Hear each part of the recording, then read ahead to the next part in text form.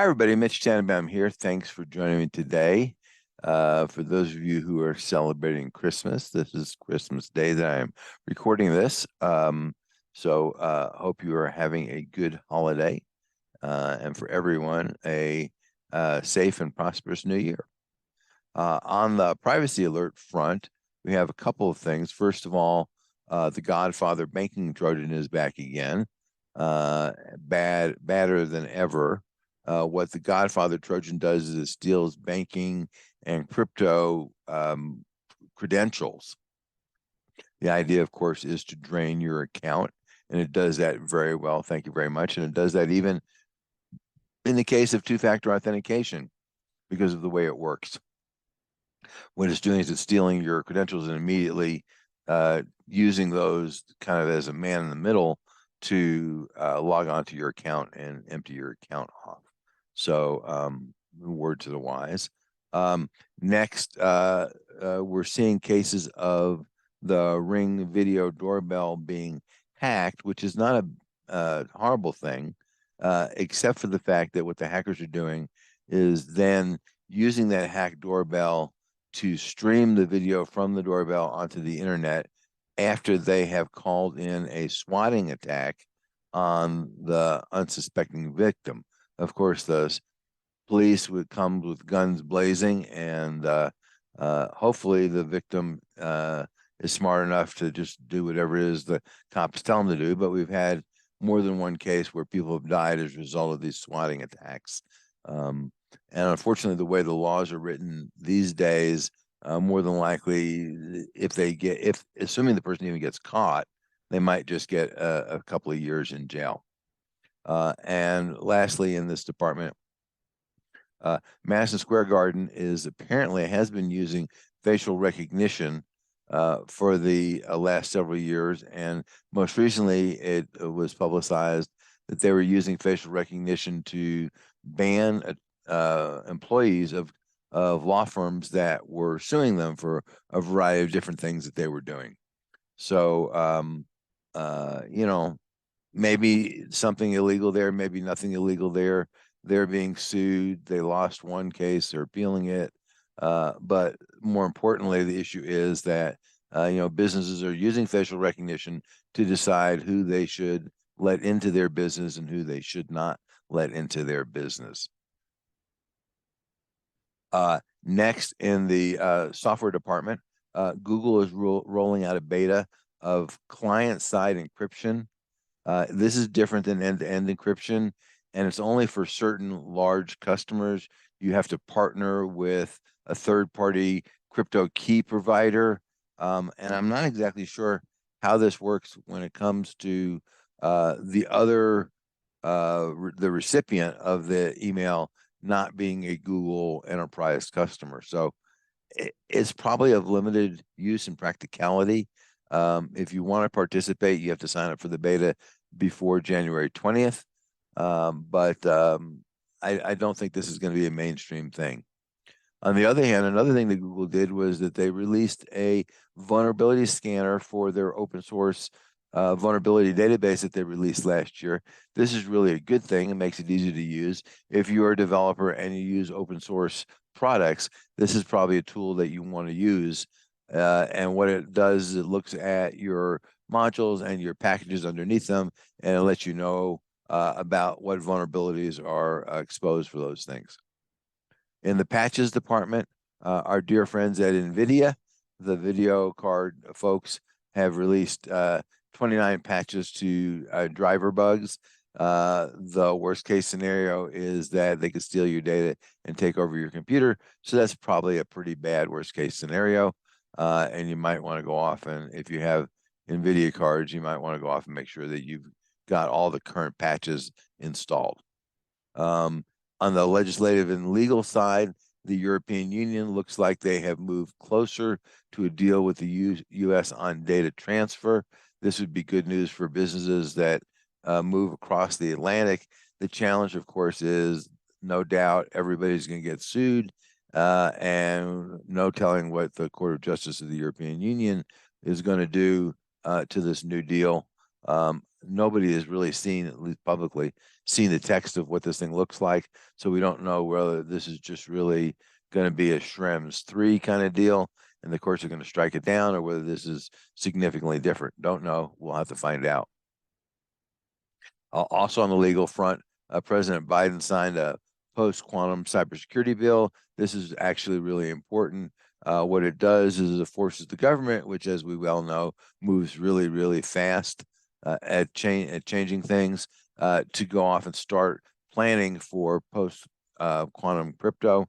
Remember, the problem with post-quantum crypto is that anything that the bad guys have captured could be 20 years old.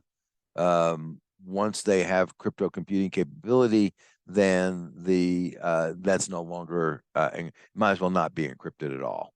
So that, and especially older stuff, if that's still important to you, which had weaker keys, that will be the first thing to be decrypted, because it takes a whole lot less computing power than modern stuff. So what you want to do is move to the best crypto you can get now, and then plan for how you're going to go off and use post-quantum crypto. There are algorithms. There are 3 or 4 draft algorithms, both for encryption and for hashing.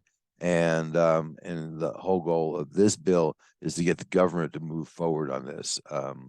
But word to the wise, you should do that as well. In the breaches department, never ends, unfortunately. Third-party service provider to the healthcare industries, Avum Health Partners. They do administrative and technical services. They have notified more than 250,000 people that their stuff has been compromised.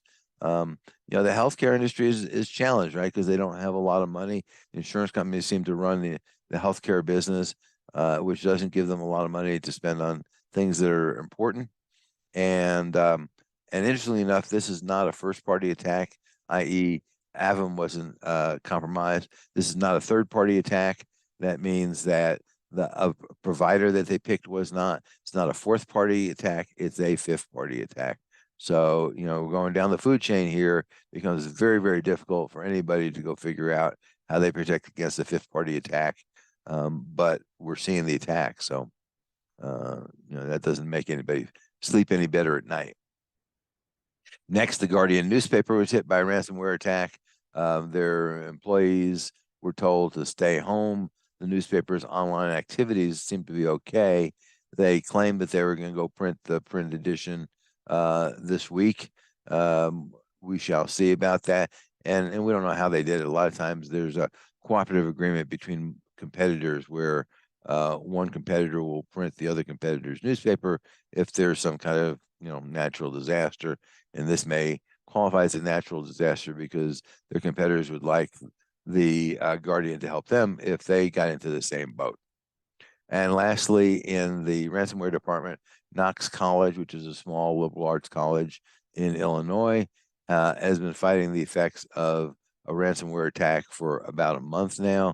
Don't know exactly where they're at this point, but the hackers sent emails out to individual students and faculty saying that they were going to go compromise their data. And in fact, it said specifically their data will be posted to the hacker's website, and their social security numbers and medical records will be put up for sale for every hacker to gain access and use your data in whatever illegal activity they want. Obviously, that was designed to scare people. I think it was probably effective at that. What the university is doing and how the university is going to protect people, I don't know. There is not a good answer to how the university can protect people after this stuff gets out. And clearly it's out. I mean, even if the university were to pay the ransom, that doesn't give you any warm fuzzies that the hackers are really going to be ethical people, because if they were ethical people, they wouldn't be hackers. Next, the 2023 National Defense Authorization Act has passed Congress. There's a whole bunch of cybersecurity features in there, some of them significant, some of them less significant. But that's always good, when we manage to get more security features inserted in bills that wind up being must-pass bills. Also, it should be in the legal department. our nice friends at Epic Games did not listen to their employees, who told them that the dark pattern strategy that they were using was making it difficult for people to undo things that Epic wanted them to do that made Epic money. Epic thought that was a good idea to leave that in place. The employees tried to convince them that it wasn't. They agreed to pay something north of $500 million. Half of that is a fine, half of that is reparations to the people that they screwed. And you know, I would say, look at what happened to Epic and look and see whether you're doing anything that would put you in the same boat. Next, the FBI has come out and much to the chagrin, I am sure, of Google, told people they should use ad blockers. This comes after a campaign that hackers are using to go off and run malicious ads. So, you go to a website, there's an ad. For the most part, the website doesn't know what that ad is. They know that they have a spot on their page that's so big, they tell Google how big it is. Google finds them an ad and stuffs it in there.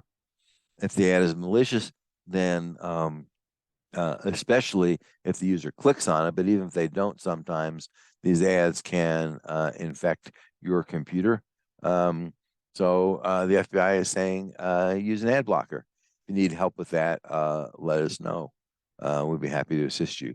And finally, under the Security News Bites section, Chris Inglis, who has been serving in the government for 4 decades now, I guess, is leaving the White House as cyber director. He said he was only going to be there for about a year. This is now 3 years into it. So from that perspective, I guess he did what he said he was going to do. Next, Rackspace is whining that, then why are we getting all this attention for ransomware for people, hundreds of thousands of companies that have lost access to their email, when this email platform only represents 1% of their revenue. So, why are we focusing so much attention on it? I don't think that they understand the concept of public relations, at least not from my perspective.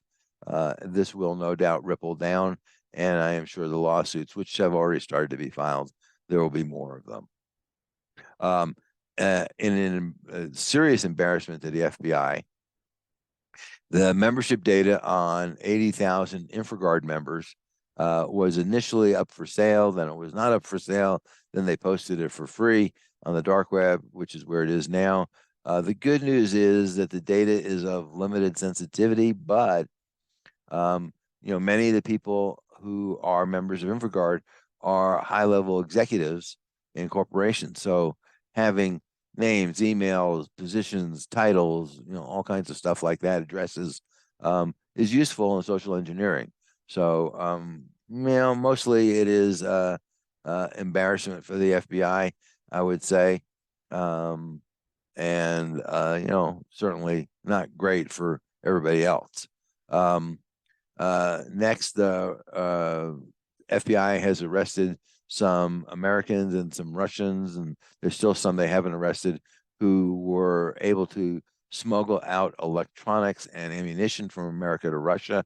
The electronics could be used even in quantum computing and weapon systems, so that's not a great thing for sure. But at least half of these guys have now been arrested. And Congress did pass a bill to ban TikTok from federal government devices. And I remember something like 19 states have already banned it by executive order. This is a good thing, I think. It puts more pressure on TikTok. It doesn't really change the equation because, out of the 100 million users of TikTok, how many of those were actually using it on government-owned computers? But still, it does put pressure on TikTok. It keeps them in the press in a very negative way. And I'm sure from their perspective, they would like this to disappear. With that, that's all we have. Until next time, thanks for listening, and stay safe. Turnkey Cybersecurity and Privacy Solutions offers the complete cybersecurity program for small to medium-sized businesses. They include everything needed to secure your business and meet compliance requirements. Visit our website at turnkeycybersecurityandprivacysolutions.com to learn more.